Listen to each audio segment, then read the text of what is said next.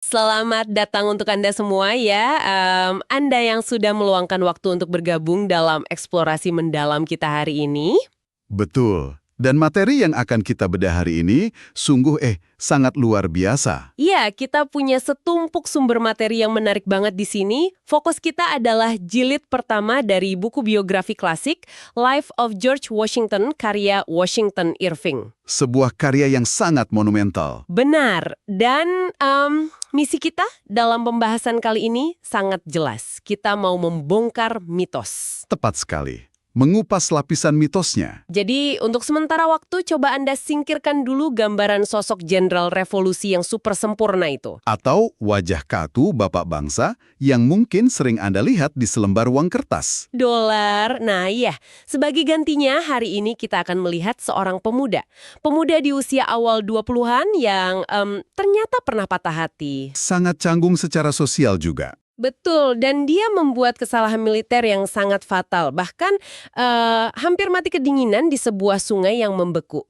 Sisi kemanusiaan yang jarang dibicarakan orang. Pastinya. Tapi sebelum kita melangkah lebih jauh, ada satu hal penting yang perlu kami sampaikan kepada Anda. Ya, sebagai catatan konteks sejarah. Saat kita menelusuri sejarah ini, terutama yang melibatkan intrik geopolitik, lalu taktik manipulasi kerajaan Eropa, atau interaksi dengan suku-suku asli Amerika, Kami di sini murni hanya memaparkan catatan sejarah dari sumber kita hari ini. tepat. Kami sama sekali tidak mengambil sikap, tidak memihak, atau membenarkan taktik imperialisme tersebut. Kami hanya berusaha menyampaikan realitas dan ide-ide yang tertuang di masa itu agar Anda bisa mendapatkan gambaran yang utuh. Dan gambaran utuh itulah yang justru membuat materi Irving ini sangat berharga, kan?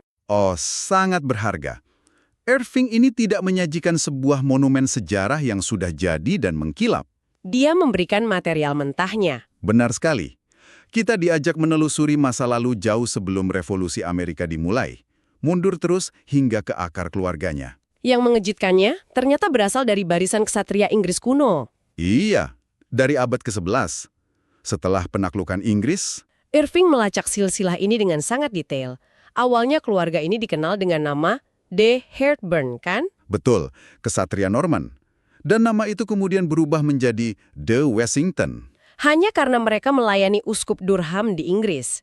Perubahan linguistik yang pada akhirnya melahirkan nama Washington yang kita kenal sekarang. Sebuah perjalanan nama yang panjang. Dan melompat beberapa abad kemudian, sumber kita ini menyoroti satu tokoh spesifik di garis keturunan itu, Sir Henry Washington, dengan sangat gagah berani. Padahal kondisinya sama sekali tidak menguntungkan. Nyaris tanpa harapan sebetulnya. Nah, yang menarik dari penekanan Irving pada garis keturunan ini adalah dia sedang melacak sebuah pola perilaku. Pola yang mengalir dalam darah keluarga itu ya. Iya, silsilah ini bukan sekedar daftar nama yang membosankan. Ini adalah jejak tradisi panjang tentang loyalitas dan ketangguhan. Sir Henry menolak menyerah selama berbulan-bulan, meski nyaris tak ada bantuan. Watak keras kepala yang menolak bertekuk lutut pada keadaan buruk. Dan benang merah itulah yang seolah mengalir langsung ke dalam nadi George Washington muda kelak. Sifat keras kepala itu tampaknya memang diwariskan dengan kuat. Tapi George muda ini kan tidak dibesarkan di kastil batu di Inggris. Tidak, dia dibesarkan di perkebunan Virginia. Betul. Dan setelah ayahnya meninggal, dia diasuh sepenuhnya oleh ibunya Mary. Mary Washington ini sosok yang mendidiknya dengan tangan besi. Sangat disiplin. Mary menggunakan sebuah buku panduan moral, judulnya Sir Matthew Hale's Contemplations untuk mendisiplinkan anak-anaknya. Buku yang cukup berat untuk anak-anak. Benar. Tapi dari semua itu, detail yang paling menggelitik buat saya dari masa kecilnya adalah buku catatan sekolahnya. Ah, yang berisi aturan sopan santun itu. Iya, Washington muda menyalin daftar aturan sopan santun atau Rules for Behavior yang sangat kaku dan super rinci. Dan dia melakukan itu hanya untuk menutupi kecanggungannya. Buku catatan itu sebenarnya membuka jendela psikologis yang luar biasa tentang dirinya. Bagaimana bisa? Gini, Washington itu kan pemuda yang secara fisik sangat dominan. Tubuhnya besar, atletis, lengannya sangat kuat. Ada cerita dia bisa melempar batu melintasi sungai Rappahannock dengan mudah, kan? Betul sekali. Namun, di balik fisik raksasanya itu, dia sangat pemalu. Sangat canggung secara sosial saat berhadapan dengan elit Virginia. Jadi dia menganggap interaksi sosial itu seperti ujian yang harus dihafal. Tepat. Dia memperlakukan interaksi masyarakat elit layaknya ujian matematika yang rumit. Aturan-aturan itu adalah cara sistematisnya untuk meretas cara bergaul. Memastikan dia tahu kapan harus menunduk, bagaimana cara berbicara yang benar. Dan di mana dia harus meletakkan tangannya saat duduk di ruang tamu. Coba Anda bayangkan sejenak masa remaja Anda sendiri. Bayangkan Anda punya tubuh yang besar tapi canggung, tidak tahu cara berbicara dengan wajar di depan umum, apalagi? Apalagi dalam urusan asmara. Nah, itu dia.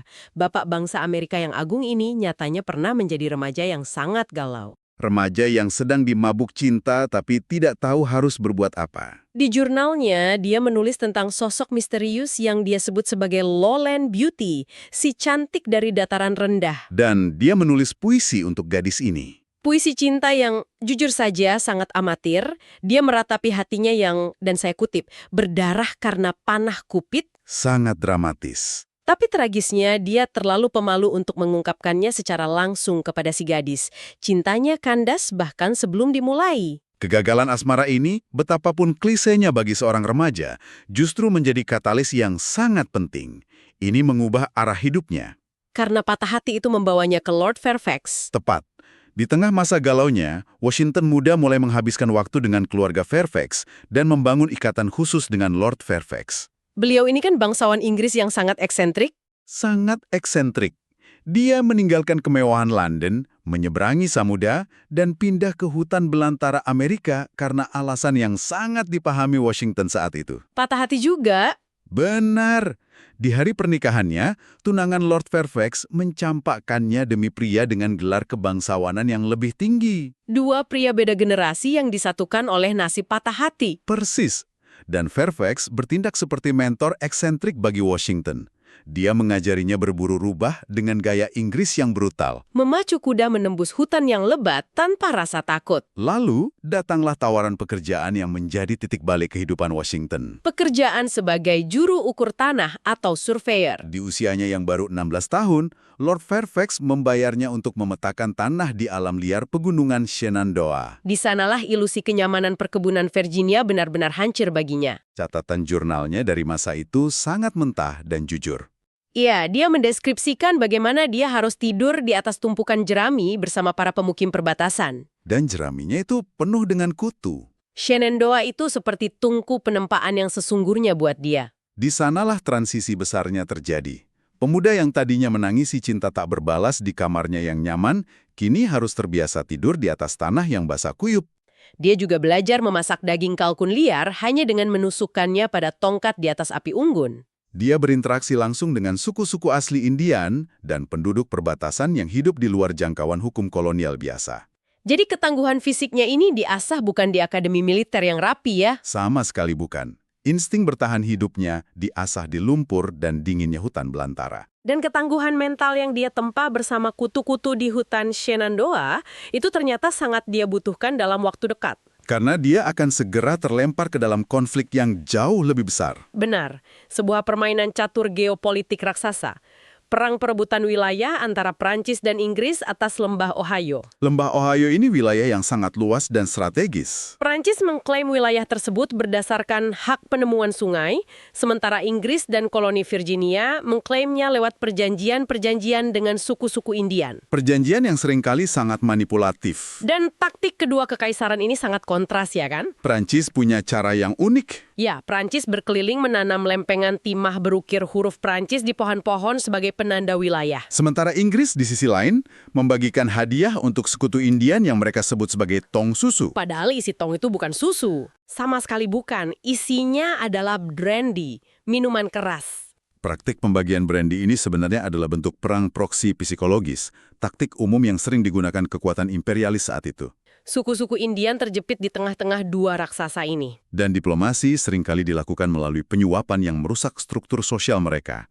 Ketegangan klaim wilayah ini akhirnya memuncak di tahun 1753. Saat itu, Gubernur Virginia, Dinwiddie, butuh seseorang untuk melakukan sebuah misi. Misi yang hampir bisa dibilang gila. Dia butuh utusan untuk masuk jauh ke wilayah musuh di tengah musim dingin hanya untuk mengantar surat peringatan agar Prancis segera angkat kaki dari Ohio. Dan pilihan Dinwiddie jatuh pada siapa? George Washington. Yang saat itu baru menginjak usia 21 tahun. 21 tahun dan nyaris tidak punya pengalaman diplomatik resmi. Untuk misi nekat ini, Washington mengumpulkan rombongan kecil yang komposisinya cukup, unik. Dia membawa guru anggarnya. Jacob van Bram, seorang pria asal Belanda. Harapannya, pria ini bisa jadi penerjemah bahasa Prancis. Dia juga merekrut pemandu alam liar yang legendaris, Christopher Gist. Rombongan ini masuk menembus hutan, masuk ke wilayah musuh, dan ada satu momen krusial saat Washington makan malam dengan komandan Prancis. Kapten John Cair di sebuah poster depan. Momen makan malam ini benar-benar mendemonstrasikan kedewasaan emosional Washington. Jauh melampaui usianya. John Cair dan perwiranya ini kan prajurit perbatasan yang tangguh, tapi mereka sangat suka berpesta. Saat makan malam, botol-botol anggur terus dibuka tiada henti. Para perwira Prancis mabuk berat, dan saat mabuk,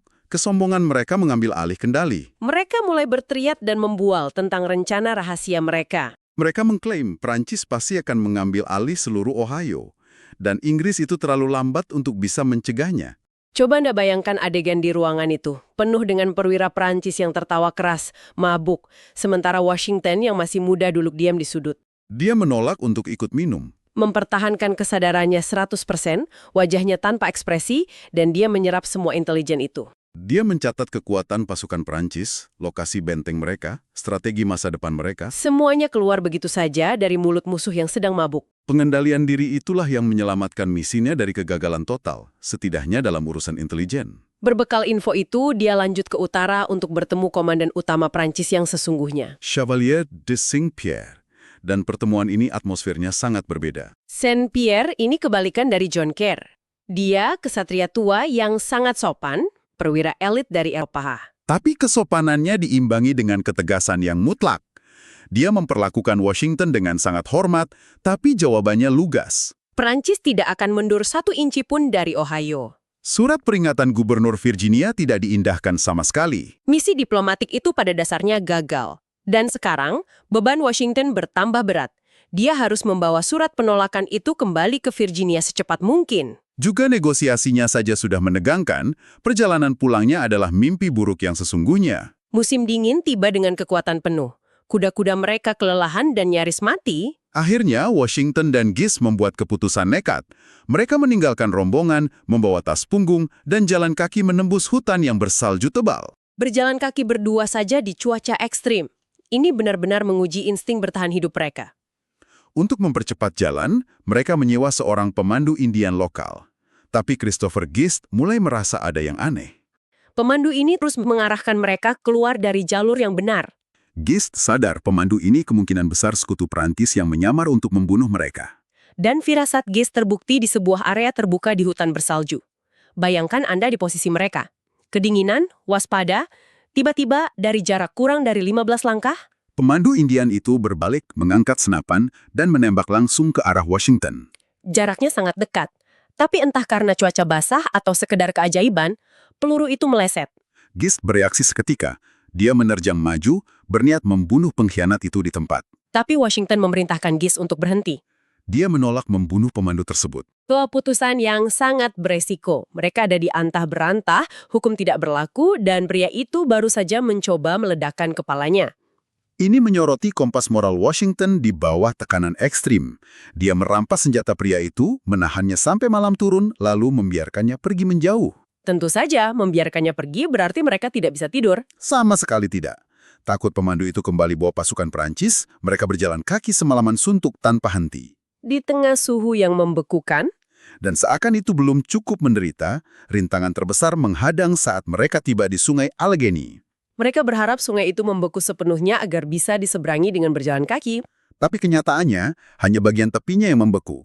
Di bagian tengah, air mengalir sangat deras membawa bongkahan es tajam. Mereka harus menyeberang, dan modal mereka hanya satu kapak kecil yang sudah tumpul. Seharian penuh, mereka menebang pohon dan merakit kayu di tengah suhu yang menusuk tulang. Dan saat mereka akhirnya mendorong rakit itu ke tengah arus sungai, bencana terjadi. Rakit mereka terjepit bongkahan es yang bergerak cepat. Washington mengambil galah panjang, menancapkannya ke dasar sungai untuk menghentikan rakit. Tapi arus es itu terlalu brutal. Galahnya terhentam keras, melempar Washington ke udara. Dia jatuh tercebur ke dalam sungai es sedalam 10 kaki. Nyaris mati kedinginan saat itu juga. Beruntung dia berhasil berpegangan pada kayu rakit dan menarik tubuhnya keluar. Mereka akhirnya terdampar di sebuah pulau kecil tak berpenghuni di tengah sungai. Malam itu suhunya turun sangat drastis. Air sungai yang merendam pakaian mereka langsung membeku. Pakaian mereka menjadi lapisan es. Washington entah bagaimana berhasil selamat melewati malam itu tanpa luka berarti. Tapi Christopher Gist, yang jauh lebih berpengalaman di alam liar, justru terkena frostbite parah di tangan dan kakinya. Allah memang tidak pandang bulu.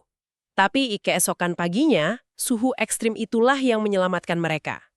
Seluruh permukaan sungai membeku padat. Memungkinkan mereka berjalan kaki di atas es menuju tepi seberang. Pengalaman mendekati kematian ini nantinya jadi legenda awal ketangguhan fisiknya. Tapi di tengah epik bertahan hidup ini, Irving menyisipkan satu momen komedi diplomasi yang cerdas. Momen dengan Ratu Aliquippa ya? Iya. Di sisa perjalanan pulang, Washington harus mampir menemui Ratu Aliquippa, pemimpin suku Indian setempat yang sangat berpengaruh. Masalahnya, sang ratu sedang murka karena Washington melewatinya begitu saja saat berangkat dulu. Menghadapi penguasa yang tersinggung, Washington harus berimprovisasi. Dia menenangkan sang ratu hanya dengan suap berupa mantel tua miliknya dan sebotol rum. Dan Irving mencatat dengan humor bahwa botol rum itu tampaknya jauh lebih diapresiasi oleh sang ratu daripada mantelnya. Pelajaran praktis yang sangat kontras dengan pertemuannya di utara bersama Saint Pierre. Diplomasi perbatasan ternyata lebih pragmatis, teori Eropa hancur lebur di lapangan. Begitu kembali ke Virginia dengan laporannya, Washington dianggap pahlawan dan dipromosikan. Dan ini membawa kita pada kampanye militernya yang sesungguhnya, sekaligus bencana terbesarnya. Dia dikirim kembali ke Ohio, kali ini membawa pasukan. Misinya mengamankan wilayah. Di tengah hujan lebat di hutan yang gelap, Washington memimpin serangan mendadak. Serangan terhadap kampa pasukan Prancis. Dalam kekacauan itu, Komandan Prancis, Jumonville, tewas. Insiden ini pada dasarnya adalah percikan api yang menyalakan Perang 7 tahun. Tapi yang mengejutkan adalah surat Washington kepada saudaranya setelah pertempuran itu. Dia menulis sesuatu yang sangat naif. Dia bilang begini, "Saya mendengar peluru mendesing dan percayalah ada sesuatu yang menawan, sesuatu yang charming dalam suara itu." Kutipan itu menyebar cepat sampai ke Eropa. Dan Raja George II dari Inggris meresponsnya dengan sangat sinis. Raja bilang apa? Dia tidak akan berkata begitu jika dia sudah lebih sering mendengarnya. Tamparan keras untuk kenaifan sang pemuda. Dan balasan dari Prancis jauh lebih keras. Prancis marah atas kematian Jumonville dan memobilisasi pasukan besar untuk memburu Washington. Terdesak, Washington membangun benteng pertahanan darurat Fort Necessity. Benteng kebutuhan. Namanya pas. Tapi lokasinya adalah kesalahan taktik yang fatal. Di area tanah rendah yang mudah banjir. Dan keadaan bertambah parah saat sekutu Indian utamanya yang dikenal sebagai Half King meninggalkannya. Half King ini frustrasi melihat persiapan Washington. Dia mengkritik Washington terlalu muda, keras kepala, dan tak mau dengar saran taktis. Menurut sang pemimpin Indian, taktik Washington itu cuma membuat orang Inggris terlihat seperti orang bodoh dalam berperang. Jadi dia membawa pergi pasukannya membiarkan Washington sendirian. Tanpa sekutu, terjebak di tanah rendah, dikepung musuh. Lalu alam ikut menghantam. Hujan turun seperti badai. Parit pertahanan terendam lumpur. Kantong mesiu basah kuyup, senapan tak bisa ditembakkan. Menjelang malam, pasukan Prancis menawarkan persyaratan menyerah.